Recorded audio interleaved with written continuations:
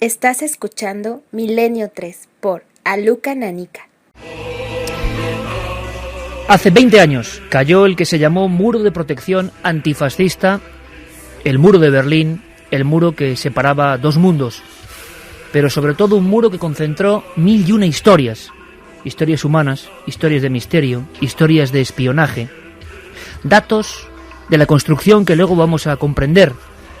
Pero cuando recopilábamos información, intentando llegar un poquito más allá, porque todo el mundo evidentemente va a hablar del muro, nos hemos topado, por ejemplo, con una imagen, con una vieja fotografía, una de las primeras. Cuando uno coge esa fotografía de un joven de 19 años, el primer desertor de la historia del muro de Berlín, y encima la escucha con este Muri de Jean-Michel Jarre en directo desde Polonia, no puede sino viajar en la historia. Estaba construyéndose esos primeros tabiques, todavía casi alambradas de espino, y de pronto un fotógrafo logra captar una escena insólita. Era un día de agosto, concretamente el 15, 1961. Llevaban 3 días construyendo esa barrera que hace 20 años cayó. Y de pronto, en un abrir y cerrar de ojos, solo captado por el obturador de la cámara, Konrad Schumann, uno de los centinelas, mira a ambos lados y, sin dejar caer su fusil, llevándolo entre los brazos, 1, 2, 3 zancadas impresionantes por encima de esas vallas de espino. Lieber, el fotógrafo, le captó justo en el instante en que saltaba hacia la libertad. Desde entonces, esa fotografía, sobre todo en Occidente, en ese mundo que quedaba separado por unos ladrillos, lo consideró un héroe. Pero hay otra historia. Su familia jamás le perdonó la traición. Konrad Schumann, hace 20 años, dijo: solo a partir de esta noche de noviembre de 1989, solo a partir de esta noche, me siento libre. Se instaló, como no, en su anhelado Occidente, en la Baviera alemana. Pero algo debió ocurrir. Hace ahora 10 años, Konrad Schumann, tras una depresión y varios enfrentamientos con sus parientes más cercanos, que le llamaban el traidor que saltó la verja, se colgó y puso fin a su existencia. El héroe acabó suicidándose. Una de tantas historias del muro de Berlín. Y es que hace 20 años, prácticamente hace 20 años, somos parte de la historia, lo vivimos. Televisión Española, con la mítica Rosa María Artal, lo recogía así. Sonidos que son ya indivisibles de la historia del siglo XX. Apenas una hora después de que el portavoz del Politburó haya anunciado que se abría la frontera con Berlín, la escena aquí es inenarrable. Todo el mundo recoge los visados y prácticamente sin rellenarlos, incluso sin rellenarlos, están pasando al otro lado.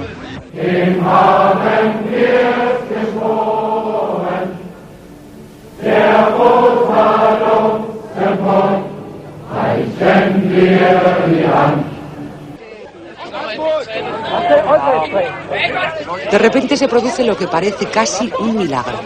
Un oficial abre la verja. Todos se abalanzan sobre él.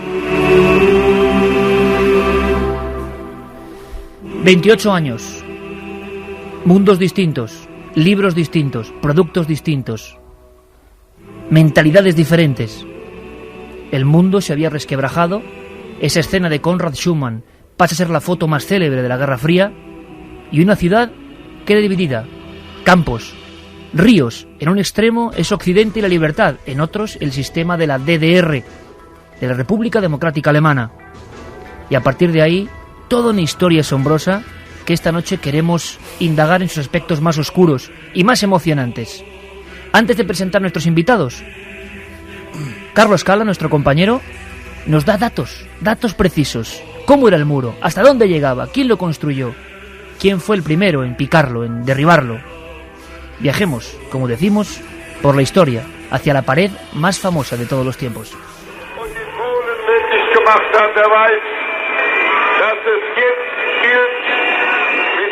Tenía una longitud de más de 120 kilómetros, aunque con el paso de los años la construcción se fue completando. A partir de 1975, el muro se convirtió en una pared de hormigón armado, con una altura de 3,6 metros y formado por 45.000 secciones independientes de 1,5 metros de longitud. Además, La frontera estaba protegida por una valla de tela metálica, cables de alarma, trincheras para evitar el paso de vehículos, una cerca de alambre de púas, más de 300 torres de vigilancia y 30 búnkers. Su construcción costó más de 16 millones de marcos. Durante la existencia del muro se contabilizaron unas 5.000 fugas a Berlín Occidental. 192 personas murieron por disparos al intentar cruzarlo y otras 200 resultaron gravemente heridas. Solo 57 personas lograron huir con éxito a través del muro de Berlín. Escaparon por un túnel de 145 metros cavado por los berlineses occidentales. El intento fallido más sonado fue el de Peter Fechter. Intentó cruzar el muro junto a su compañero Helmut Kullbeck, que sí consiguió llegar al otro lado. Fechter, sin embargo, fue tiroteado y se le dejó morir desangrado a la vista de los medios occidentales en agosto de 1962. El muro de Berlín estaba provisto de un sistema muy completo de alambre de espino, fosos, barreras antitanque, recorridos para patrullas y torres vigía. A principios de la década de los 80, cerca de 1.000 perros policía habían participado en las labores de vigilancia. Desde Berlín Oeste, más de 43 kilómetros del muro colindaban con el Berlín Oriental y 112 con Berzik-Potsdam. 64 kilómetros de muro estaban en áreas edificadas, 32 en zonas boscosas, 38 kilómetros en descampados y otros 38 partían en 2 ríos y lagos. Antes de ser derribado en 1989, el muro estaba compuesto por una pared de hormigón de 2 a 3 metros de altura, una alarma que detectaba el contacto con el suelo. También existía un camino iluminado de noche para el acceso a los puestos de guardia y la circulación de las columnas militares. Torres de vigilancia, 302 en 1989, equipadas con proyectores de búsqueda que vigilaban los puestos fronterizos de día y con un refuerzo de soldados durante la noche. Pistas de control que servían para recoger las huellas de los fugitivos y que no debían ser pisadas por los soldados. Deshalb haben wir uns dazu entschlossen, heute El muro de Berlín cayó en la noche del jueves 9 de noviembre al viernes 10 de noviembre de 1989, 28 años después de su construcción. La apertura del muro, conocida en Alemania con el nombre de Die Wende, el cambio, fue consecuencia de las exigencias de libertad de circulación en la parte oriental. En los meses previos, miles y miles de alemanes orientales emigraron hacia todo lugar donde se les diera asilo. Caía el telón de acero, el muro de la gran vergüenza de Europa, en pleno corazón del viejo continente. In einem vereinten Europa den Frieden der Welt dienen. 1:19, esto es Milenio 3, en otra noche histórica, 20 años después del muro de Berlín. Cuentan que en la noche del 12 al 13 de agosto, sin previo aviso, la Volkspolizei empezó a construir el muro. Tantas historias. Eric Frattini, compañero, buenas noches. ¿Qué tal? Buenas noches. Sí, encantado de que estés con nosotros. Igualmente. Creo que tuvimos muchas charlas bastante lejos del muro, en Venecia, proyectando un poco acercarnos a esto, sí. Y porque merece la pena. Hay tantas cosas que contar. Sí, porque además el muro no solamente ha sido un símbolo de lo que decía Carlos en el reportaje, ¿no? Un símbolo de la separación que fue entre dos ideologías, ¿no? Fue mucho más allá, es decir, todos sabemos, hemos visto aquellas películas maravillosas de espías en Berlín, donde aparecía siempre el muro como telón de fondo, además, bien dicho, como telón de acero de fondo, ¿no? Y yo creo que ahora es un momento único y sigue siendo un símbolo en Berlín. En agosto he estado en Berlín, sigue siendo un símbolo único. Lo que pasa que lo que sí a mí me sorprendió, déjame decírtelo para terminar mi intervención muy rápido, me sorprendió la gente joven, qué poco sabe del muro y qué poco sabe de las historias del muro la gente joven berlinesa, porque he hablado con muchos berlineses jóvenes, gente joven, y la verdad es que es como que no les interesa mucho, tal vez porque a lo mejor porque les cae muy cercano todavía, ¿no? Hace solo 20 años que estaba el muro de Berlín, y es curioso que la gente joven no tenga interés en saber qué fue, o qué pasó, por qué fue el muro. Nunca sabremos cuánta gente en concreto murió intentando saltar. Hay números, datos contradictorios. No se sabe. Las cifras oficiales dan 175 muertos. Luego, en el año después de que cayó el muro, al año siguiente, en el año 90, hubo un informe de la Fiscalía de Berlín para intentar juzgar a la lista de los policías que habían disparado sobre gente que intentaba cruzar el muro. Se daba una cifra aproximadamente entre 250 y 275 muertos. Lo que pasa es que ahí incluían no solamente sobre los que ellos habían disparado, sino también sobre gente que había muerto a lo mejor pisando una mina en la zona minada antes de acceder al muro. ¿Cuántas minas se decía que había alrededor del muro, Eric? Bueno, eso es uno de los grandes misterios para tratar en Milenio 3, porque es uno de los grandes misterios que se hablan ahí. Se decía que la República Democrática Alemana pasó un informe a un general alemán, que es al que le encargan que desmonte el muro, en el año 89, y pasan un informe de que hay enterradas 30.000 minas aproximadamente en la zona que está entre el camino que hablaba Carlos. Es un camino de tierra que tenía aproximadamente 3 metros de ancho, que estaba lleno de sensores y que era para controlar las pisadas si había alguien pisado por encima. Bueno, pues entre esa zona y el foso de 3 metros de profundidad que estaba justamente pegado al muro, dicen que había unas 30.000 minas, y dicen los de la República Federal que ellos solamente levantaron 1.001 minas, nada más. Santiago Camacho, buenas noches. Buenas noches, Iker. Una historia increíble con la aparición quizá del servicio de espionaje e inteligencia, el más temido de Europa, me imagino, y del mundo estará ahí. Por lo menos el nombre, el emblema, hace todavía temblar a muchos, ¿no? Ha habido grandísimas películas como La vida de los otros, espectacular, contando un poco la historia del hasta qué punto el gran hermano era real allí, la Stasi, ¿no? La Stasi es, en este drama del muro de Berlín, posiblemente uno de los personajes más terribles y más importantes. Pensemos que yo creo que el nivel que consiguió la Stasi es inédito en la historia del mundo. Se calcula que aproximadamente de cada 70 ciudadanos, uno pertenecía a la Stasi, y ahí estaba informando de sus vecinos, de sus amigos, de sus compañeros de trabajo, de su cónyuge, de sus familiares, de sus compañeros de colegio. Efectivamente. También. Prácticamente todos los ciudadanos de la República Democrática Alemana tenían su ficha, y a día de hoy la pueden consultar en lo que se ha conservado, que es muchísimo, de aquellos archivos de la Stasi. Los interrogatorios eran absolutamente rutinarios, con prácticas tan curiosas como que, por ejemplo, cuando se llevaba a alguien para interrogarlo, se le hacía sentar siempre encima de una toalla. Esas toallas están guardadas porque lo que hacían era captar el olor del sudor de esa persona por si algún día había que seguirle con perros y que esos perros pudieran seguir el rastro. Con Jeremy Martínez poniéndonos el muro más famoso de la historia de la música, el de Pink Floyd, con nuestro compañero Carlos Lago y Fermín Agustí, y luego vendrán un montón de amigos para contarnos muchas historias. Vamos a viajar por la España de la peste. Yo voy a contar una especie de voz de las sombras con una de las historias más terribles que he escuchado en toda mi vida como reportero, como periodista, como seguidor de estos temas, y en fin, noticias recientísimas, también sorprendentes, todo eso y mucho más aquí. Tenemos 3 horas para disfrutar, y Carmen, buenas noches.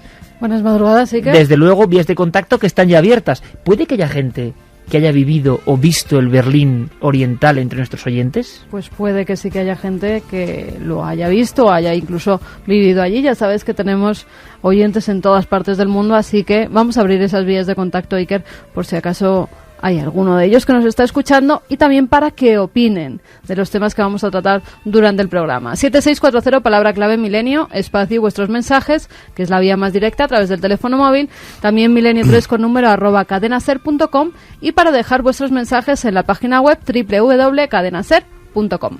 Y que seguimos regalando cines, seguimos regalando DVDs. En este caso volvemos al cine japonés, al terror japonés. 3 películas: Crowns, Dororo y Crowns 2. Dororo vuelve. Dororo vuelve. Vamos a investigar. Bueno, salen ya preguntas y términos como vergüenza, ¿no? Enseguida, entre los oyentes que están enviándonos comunicaciones. Ese es el concepto que hay hoy. Eric ha estado hace poco, y lo lógico, lo primero es, ya que Carlos nos ha enseñado el muro físicamente, con números, cómo está hoy todo eso, o sea, qué se puede ver y qué se puede no ver. A mí hay una cosa que tengo una gran curiosidad, y os lo pregunto a ambos, en cualquier momento ya podemos interactuar también con los oyentes. He visto en algunas películas que en la Alemania del Este había, y he visto algún reportaje reciente, sus propias marcas de chocolate, de comidas, empresas distintas, tan diferentes como si uno juntaba Estados Unidos y Albania, ¿no? Y un símbolo, además, ahora, que Santi lo sabe, un símbolo que se han convertido en uno de los grandes símbolos, yo creo que como la Coca-Cola, ¿no? Que es el Ampelmann.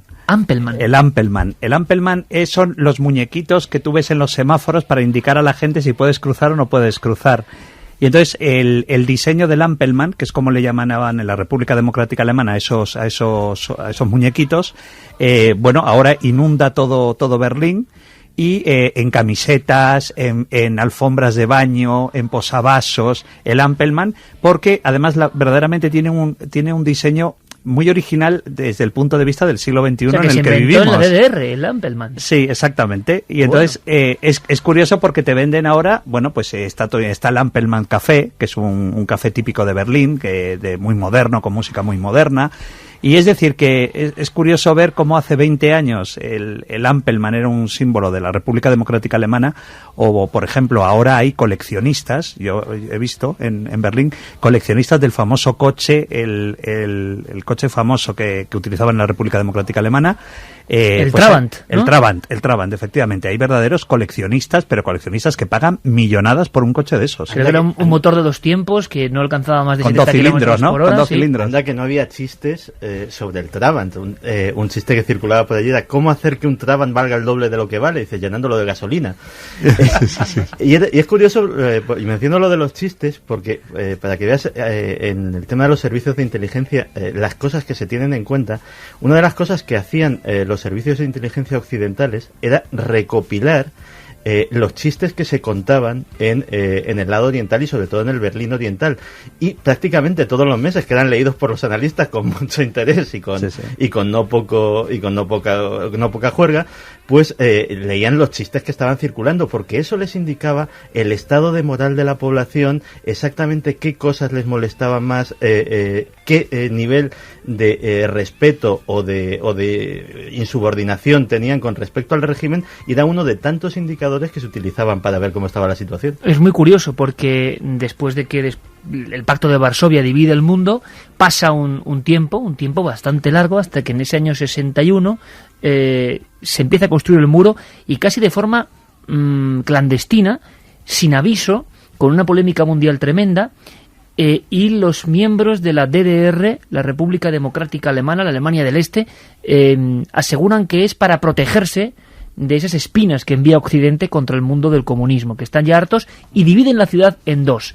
Y está la historia famosa de familias divididas en 2 de la noche a la mañana, familias que no podían volver a comunicarse, personas de ideología completamente contraria que habían quedado al otro lado del muro, y empieza un tinglado increíble. Podríamos intentar saber cómo era la vida cotidiana de la gente que más extraña nos puede parecer ahora, los que se quedaron en el lado del Berlín oriental. Sí, además te diré que hay datos, hay la fundación histórica del muro, que se creó después en el año 90, un año después de que cayese el muro, donde está guardado todo lo que es el patrimonio del muro, tanto de las víctimas como los museos, que dependen, hay 3 museos en Berlín que dependen del muro, de la fundación del muro, que yo recomiendo que visiten absolutamente cuando visites Berlín.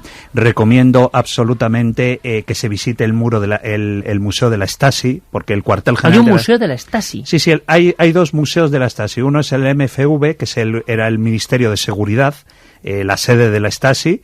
Se puede visitar, porque además puedes visitar incluso el despacho de Markus Wolf, el mítico, ¿sabes? El hombre... El paranoico de Markus Wolf. El paranoico de Markus Wolf, que era el hombre sin rostro, el que nunca se había conseguido fotografiar, ¿no? Puedes visitar su despacho. Y luego hay otra parte que tú puedes visitar, que era en la cárcel, la prisión principal de la Stasi, donde puedes entrar incluso en las salas de tortura, en los calabozos de la Stasi. Puedes visitarlo perfectamente. Hagamos una cosa, Eric, antes de verlo visual, como tú lo has podido ver, te preguntaba por la vida cotidiana porque a raíz del levantamiento del muro, esa parte de Europa quedó dividida. ¿Y cómo vive esa parte de Europa? Es decir, ¿qué parámetros van a gobernar su vida? ¿Pertenecen a la esfera?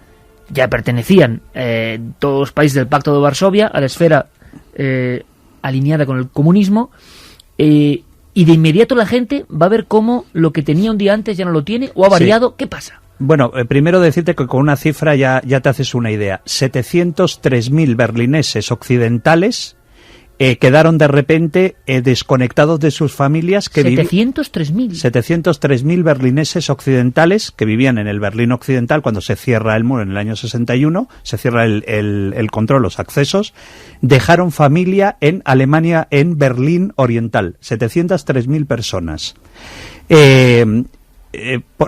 Realmente lo que te explica realmente la situación del muro, ¿por qué realmente se establece el muro? El muro realmente se levanta porque la Unión Soviética en ese momento, que ocupaba Berlín Oriental, se da cuenta que a partir del año 49, que es cuando se establecen las dos Alemanias, la República Democrática y la República Federal, el lado de Alemania que queda en la órbita soviética descubre que está habiendo una gran inmigración que está yendo hacia las zonas occidentales, ¿no? Porque no hay derecho a propiedad privada, porque hay una situación, claro, y tienen la estatización, tienen a dos pasos un mundo completamente distinto, imagino. Claro. El de los Mercedes, el de la Coca-Cola, el de la Pepsi-Cola al otro lado, el del Mercedes, el de la BMW que queda al otro lado, y ellos descubren pues que están en una órbita soviética, bueno, pues que a muchos no les gustaba. Entonces, a partir del año 59, esa es realmente a partir del año 59, cuando empiezan a haber flujos migratorios hacia la zona occidental, que la zona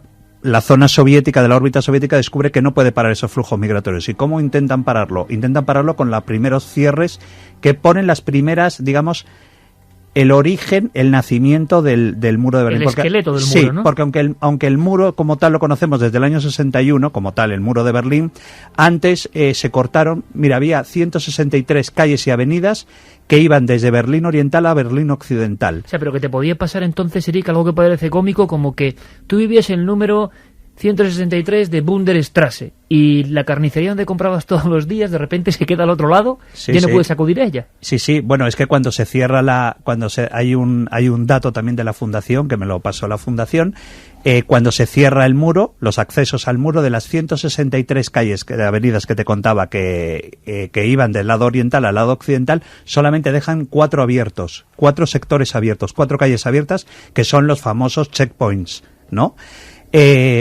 Datos, por ejemplo, cuando se establece el muro de Berlín, sellan en total 52.717 ventanas, que eran las que daban el acceso al muro para que la gente no se escapase por las ventanas. Bueno, en primera instancia, antes de sellarse las ventanas, que hay una época de interín, era un trabajo muy corriente de los bomberos del Berlín Occidental, sí, el ir a rescatar a gente que se iba a tirar de las ventanas. Sí. El funcionamiento era el siguiente: la gente que tenía planeada una fuga escribía en un papel desde qué ventana y a qué hora se iba a tirar, lo arrojaba cuando sabía que alguien lo iba a coger. Ese papel se le llevaba a los bomberos o se llamaba por teléfono: oiga, que aquí tengo un papel de un señor que se va a arrojar de tal ventana mañana a las 10 de la mañana. Iban con sus lonas y la gente se tiraba. Viendo aquel panorama, pues fue entonces cuando se procedió al sellado, al tapiado de las ventanas. Sí, hay un dato, fíjate, desde la Friedrichstraße, que era la famosa avenida, para que la gente se sitúe, donde está el famoso Checkpoint Charlie, la Friedrichstraße. Bueno, pues desde la Friedrichstraße hasta la Wilhelmstraße, que es 1,5 kilómetros nada más, fíjate, se sellaron en total 37 negocios, 37 tiendas, 50 portales de edificios y 1.235 ventanas, para que la gente no pudiera cruzar hacia el sector occidental. Luego, por ejemplo, hay, hasta el 13 de agosto, 1,6 millones de germanos orientales habían abandonado la República Democrática Alemana, antes de que se estableciese realmente el muro como tal, como lo conocemos actualmente. Lo que no sabe mucha gente es que hubo varios intentos de acabar con el muro casi desde el principio, Santi. Bueno, hay que citar una cosa: el muro realmente es el muro de la vergüenza, pero también en muchos sentidos es el muro de la derrota, y me explicaré. De entrada, el muro sirve para una cosa muy importante, que es para evitar la Tercera Guerra Mundial. En una primera instancia, Khrushchev está intimidando muy seriamente a Kennedy sobre la posibilidad de avanzar sobre Berlín. Dice, mira, vosotros tenéis 16.000, 20.000 soldados allí, yo tengo 1 millón rodeándoos. O sea, la opinión al principio, sobre todo al principio del mandato de Kennedy, de Khrushchev, era que era un jovencito poco ducho en política exterior y que, bueno, que podría más o menos manejarle como quisiera. Pero Kennedy se mantuvo muy, muy, muy firme y de hecho le dio a entender de que estaba dispuesto a ir a la guerra por Berlín, cosa que en un momento dado Khrushchev dijo, pues la verdad es que nosotros no. Y la manera de salvar la cara, digámoslo así, porque el tremendo flujo migratorio, como nos ha dicho Eric, estaba realmente sangrando. Y además de gente muy cualificada. Sí, los primeros que se fueron. Claro, las personas de profesiones más importantes, de desarrollo tecnológico y tal, todos iban a Occidente. Claro, entonces hay una primera fase en la que efectivamente se pone el muro, pero diversos ideólogos, dentro sobre todo del Politburo de la Unión Soviética, se dan cuenta de una cosa terrible, que es que en el fondo están implícitamente reconociendo su derrota en la Guerra Fría, porque dicen, bueno, ¿qué clase de régimen es este que solo podemos retener a la gente si la encerramos? O sea, realmente, ¿qué propaganda de cara al exterior es esta? Y lo que pasa es que, lógicamente, no prospera, pero sí hay una corriente dentro de las altas instancias del Partido Comunista Soviético, una corriente que está muy crítica con el tema, sobre todo por el impacto propagandístico de cara al exterior. Bueno, propagandístico, eran muy duros en ese aspecto. Nos contaba Carlos Cala en su introducción la historia de uno de esos que intenta huir, que es acribillado a tiros y que le dejan desangrarse delante de las cámaras occidentales, para que vean cómo se las gastan, ¿no? Sí, ese fue el caso de Peter Fechter, de 18 años, que él se escapa con 2 compañeros suyos, consigue llegar hasta el muro. Él ayuda a escapar al primero, que es el que consigue subir el muro, a escalar hasta el muro y cruzar el muro hacia el lado occidental. Cuando él va a intentar cruzar, a él lo ametrallan.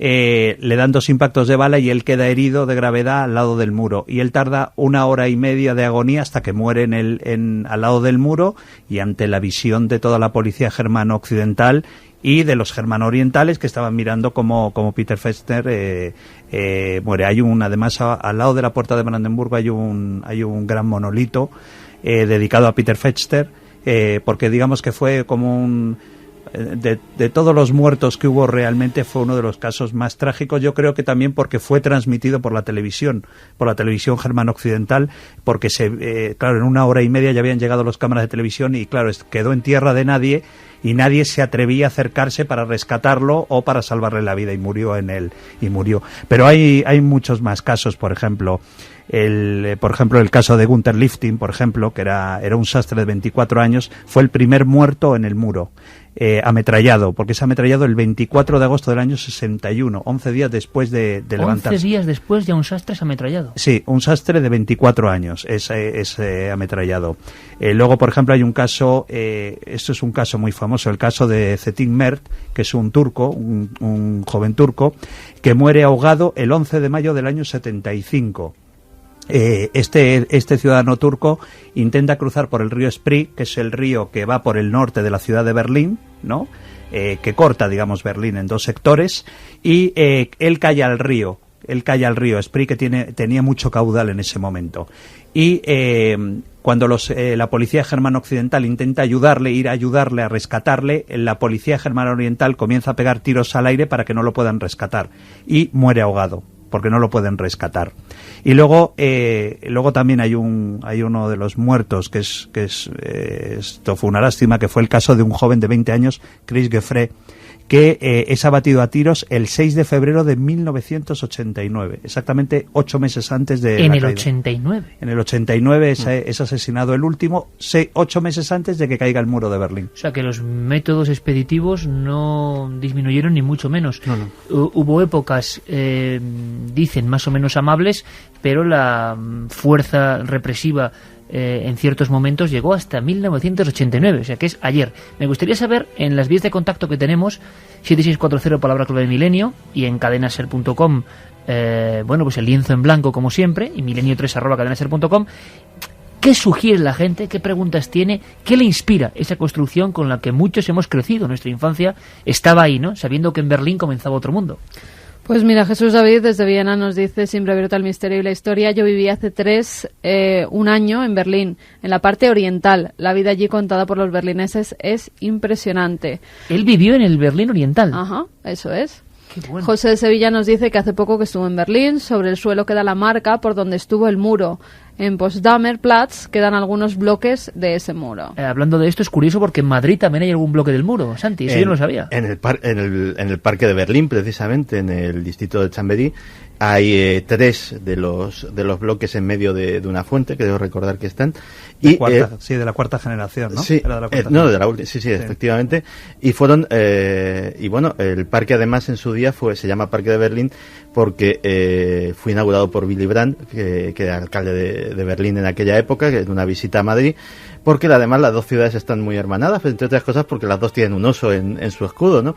Y ahí quedan, o sea, si alguien quiere ver cómo era de verdad, tiene todavía algunas de las pintadas originales, es decir, es un verdadero documento histórico. Bueno, no solo en la plaza, Luis Valle también tiene un trozo que él ha comprado, ya que se han vendido muchos trozos del muro de Berlín y él tiene uno en su casa. Sí, pues sí, Luis, si puedes hacerle una foto y enviárnosla, por favor, bueno, pues sí. Hazlo. Cuando en el 89, o sería ya en el 90, pero no me acuerdo qué revista española, que yo lo tengo por casa, en una de sus ediciones regalaba una bolsita con un trozo auténtico del muro de Berlín. Yo pagué a la fundación, pagué 800 euros por un trozo del muro de Berlín con un trocito de una pintada, que además el dinero me lo compré en la fundación del mantenimiento del muro de Berlín, porque el dinero va para la fundación, es dinero para la propia fundación. ¿Y además, qué pintada era? ¿Qué ponía?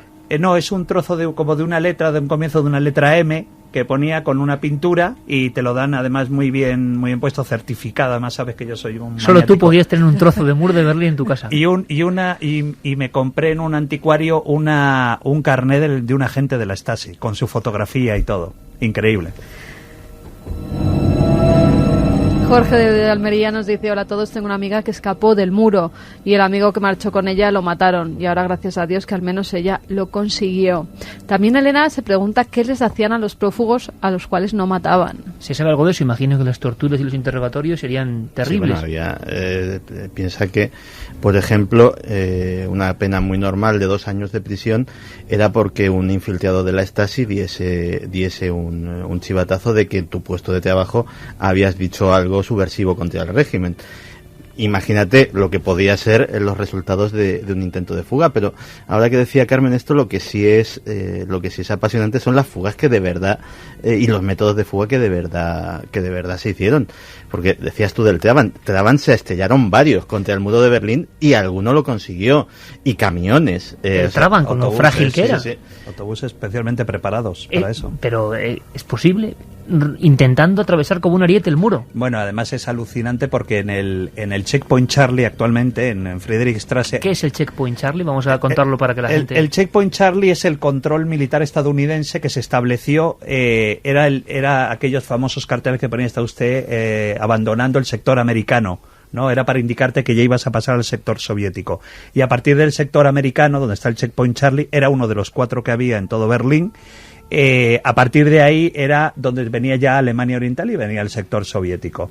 Y entonces ahora mismo en el Checkpoint Charlie hay un edificio que lo han remodelado toda la Fundación del Muro, que han puesto, exponen sistemas utilizados por la gente, que son absolutamente geniales, para escapar hacia el lado occidental. Estaba, por ejemplo, el famoso Trabant, que le han vaciado parte del motor y ahí metían a una persona para poder escapar al sector occidental. O uno incluso, que era absolutamente un genio, que había construido un ultraligero, está expuesto ahí, un ultraligero, y le pintó todos los distintivos de las Fuerzas Aéreas de la República Alemana, sobrevoló todo el muro y pasó al sector occidental y él iba vestido de piloto de las Fuerzas Aéreas. Quien llegaba al otro lado se consideraba ya completamente libre, nunca se produjeron devoluciones. No, jamás. Nunca. Y de hecho, había una especie de, entre comillas, Odessa de organización, sí. que entre otras cosas fueron los que hicieron ese Teban al que se refería Eric, y facilitaban trabajo. Automáticamente los refugiados se encontraban con un ambiente muy favorable para poder integrarse sin problema. Decía que no era la primera vez que había habido una fuga por aire. La familia Wetzel estuvo durante un par de años recopilando todas las piezas de nylon que pudo, y con eso al final confeccionaron un globo aerostático y sí. Consiguieron atravesar el muro también, toda la familia en pleno, en la barquilla del globo. Sí, sí. No me lo puedo creer. Y luego hay una cosa que además la recomiendo que la gente la visite, que muy poca gente lo sabe, que va a Berlín.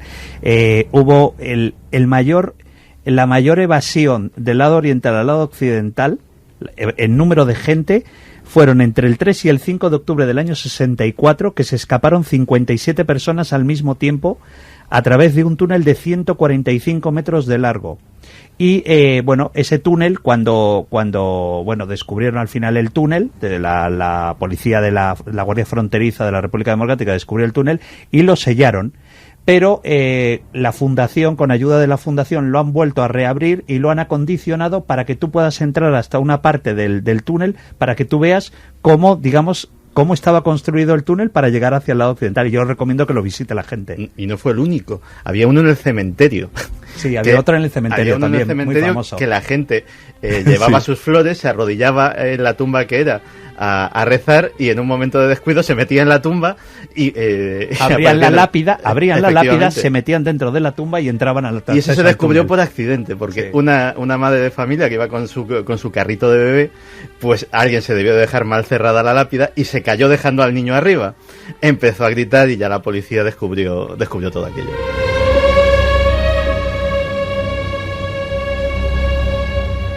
Nos dicen también, tengo un familiar que trabajó en la DDR de enfermero y se tenía que poner una pulsera en el tobillo para ser controlado en horas y que no descansara. Santi Rodríguez nos dice una gran película sobre este tema, aunque de manera graciosa, es Goodbye Lenin, donde aparece lo que habéis comentado de las distintas marcas de productos en ambos lados del muro. Es la película que vi hace no mucho tiempo y había gente que en la Alemania occidental empezaba a añorar los pepinillos, si no me equivoco, el chocolate, las cosas que estaban producidas de una forma completamente distinta.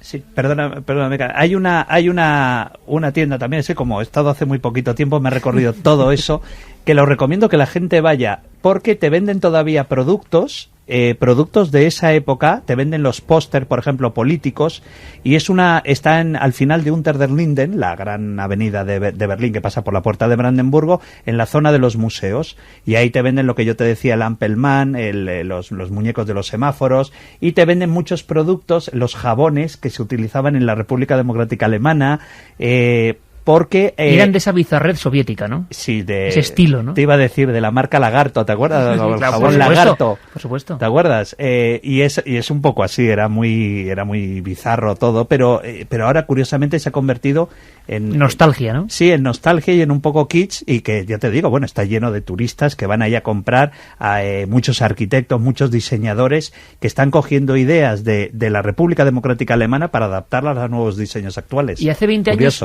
años con este documento sonoro que nos pone Jeremy Martínez, pues otro momento histórico que empieza a dejar ver lo que había ahí dentro.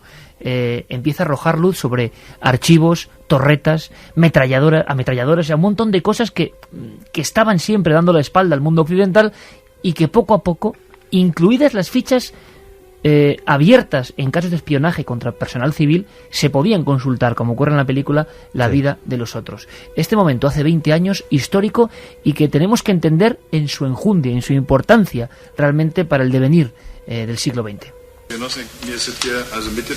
He sido informado de que hoy ha sido emitido un comunicado, probablemente ya lo tengan, según el cual se autorizan los desplazamientos a países extranjeros, sin condiciones preliminares de ningún tipo respecto a los motivos del viaje. Las peticiones serán aprobadas sin retrasos. La gente que abandone el país podrá salir por cualquiera de las fronteras de Alemania Oriental con la República Federal Alemana. Y con esa Alemania del Este abierta, allí estuvo Eric. ¿Qué es lo que más te sorprendió con titulares e imagen fotográfica de periodista de lo que pudiste ver al ir observando todo aquel mundo que parecía otra galaxia? Bueno, yo tengo que decirte que la primera vez que yo vi el muro, yo tenía 11 años. Yo estaba en Alemania porque acompañando a mi padre en el año 74 compraba mucho material de plásticos de Alemania para traerlos a España, y en uno de sus viajes en el año 74 me llevó a Berlín y luego a Múnich. Yo viví, por ejemplo, en Múnich, tú que eres un fanático del fútbol, viví la final entre Alemania y entre Alemania y Holanda, la final del Mundial, y en Berlín yo vi el muro, pero claro, con los ojos de un niño de 11 años que... Por cierto, pues, está sonando Múnich, la música. Mira, Geray está en todo, mira. Banda sonora de esa película, de otro nivel, Múnich, pero de esa época más o menos, y Múnich. Sí. Claro, yo lo veía de aquella época. Claro, tú veías aquel mastodonte de cemento y realmente un niño de 11 años pues no entiende muy bien de qué es eso, qué significa eso, ¿no? Y ahora cuando he vuelto a Berlín ahora en agosto de este año, claro, quedan los alemanes, todavía hay una gran separación. Es curioso porque el muro ha desaparecido. La gente que incluso haya visitado, que nos está escuchando y que ha visitado, estará de acuerdo conmigo en que aunque el muro ha desaparecido, tú puedes andar por las calles de Berlín, y es curioso porque ya no solamente por el tipo de edificios, el tipo de edificaciones o el tipo de barrios, sino la propia mentalidad de la gente. Tú te das cuenta cuando hablas con un berlinés de Alemania Occidental a un berlinés de la República Democrática Alemana. ¿Por qué? Yo creo que porque todavía les ha quedado... Yo creo que porque la unificación fue un sueño que ellos pensaron que se abrió un mundo nuevo para ellos. Ha salido una encuesta ahora con los 20 años en la revista Spiegel que dice que aproximadamente el 72% de la población de la antigua República Democrática Alemana han descubierto que ese sueño no era tan sueño como se lo habían vendido, e incluso más de un 50% decía que añoraba a los años de la República Democrática Alemana. 50% 20 años después añora el muro. Piensa, por ponerte un ejemplo de hasta qué punto son diferentes las dos Alemanias todavía hoy, un fenómeno preocupante como es el del neonazismo. El 80% de los neonazis alemanes son alemanes orientales. Sí, curioso. Sí. Porque eso sí que es un fenómeno curiosísimo, ¿no? Claro, porque en el fondo hay un sentimiento de sentirse ciudadanos de segunda, de alguna manera. Todavía, a día de hoy, las rentas per cápita no se han igualado, ni mucho menos. Hay un fenómeno de despoblación importante en Alemania Oriental, porque lógicamente la gente se va a Occidente, las industrias... o sea, que todavía se considera de alguna forma, la barrera existe aunque no haya muro. La barrera sociológica sigue existiendo completamente. Pensemos eso, que por ejemplo... la Alemania más pobre, perdóname Santi, ¿la que ha quedado a aquel lado? Sí, obviamente, porque además han tenido que sufrir una reconversión industrial salvaje. Pensemos que lógicamente la economía comunista lo centró todo en la industria pesada y no había industria de consumo casi de ningún tipo. Esas industrias pesadas, pueblos relativamente modestos que tenían 1, 2, 4 altos hornos, de repente eso era inviable en una economía de mercado y hubo que cerrarlos. Todo eso generó paro, ese paro insatisfacción, y la insatisfacción los resultados que nos ha dado Iker. Oye, Eric, y luego Santi, que en la actualidad un alemán occidental gana entre un 30 y un 35% más que un alemán oriental, haciendo el mismo trabajo. Es decir, que la propia sociedad alemana está llevando a una propia separación que ya no es por la cuestión del muro. No se sabe bien por qué puede ser. Menudo dato, el de 50% añorando el tiempo del muro. Quedaban, las ametralladoras y los sistemas de vigilancia, ¿no, Eric? Ahí se pueden ver. Sí, porque claro, el problema fue que, en el año entre noviembre del 89, cuando cae el muro, y marzo del 90, se empieza a desmontar todo a una velocidad increíble. Es decir, kilómetros y kilómetros de muro son desmontados. Claro, ¿qué pasa? Que llega un momento en el que el gobierno alemán dice, vamos a mantener unos sectores del muro, y ahora realmente... la mejor zona, que yo lo recomiendo que lo visiten, la mejor zona para ver el muro, la mejor zona para ver el muro es la carretera, la avenida de salida de Berlín hacia el aeropuerto. Hay una sección muy grande del muro que va en paralelo al río, y es la mejor zona para ver el muro, porque ahora lo único que tú puedes ver en la zona de Berlín, en el centro de Berlín, es únicamente una sección del muro que tendrá aproximadamente unos 20-30 segmentos del muro, que estaba en la Prinz Albrecht Straße, que era donde estaba la antigua sede de la Gestapo y las SS. Es la única zona donde tú puedes ver el muro tal y como era, ¿no? Pero incluso le han arrancado todas las pintadas que tenía y todos los grafitis. Entonces la mejor zona es donde yo digo, en la avenida que sale hacia el aeropuerto. Lo primero que hicieron los miles y miles de alemanes orientales que les dejaban pasar al otro lado era, Santi, acudir a comprar televisores, a comprar hamburguesas, una escena que también dio la vuelta al mundo y fue una propaganda terrible para el sistema comunista que se desquebrajaba. Había casos de lo típico, contaban los periodistas en la época, el caso por ejemplo de una señora que decía, no, si voy solo 10 minutos, a ver si es verdad. Hasta ese punto. Fíjate que el documento, y todo empezó de una forma muy extraña y muy caótica.